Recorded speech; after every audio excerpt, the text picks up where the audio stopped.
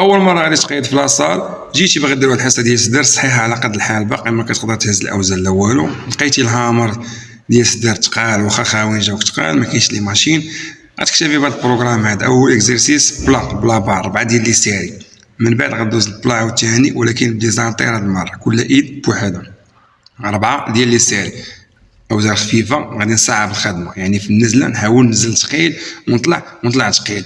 من بعد غادي ندوز الشوفال حتى هو بلا بار 4 ديال لي سيري.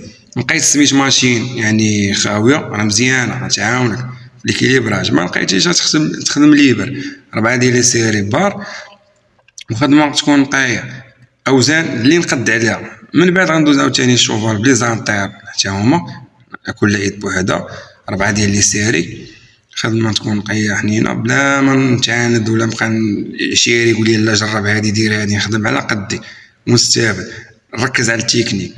من بعد نختم بالتيراج، يعني خدمنا 4 تمارين ديال الضغط، خدمه الاخرى تكون تيراج. كونتر شوفال باقي ما عندناش كتله عضليه، يعني ما عندنا ما نديرو به، فهمتوا الاخوان؟ نخدم تراكسيون الا قدرت نعيي العضله، وهو البروغرام زوين خفيف ظريف ولكن افيكاس، تمارين اساسيه. نتمنى تكونوا استفدتوا.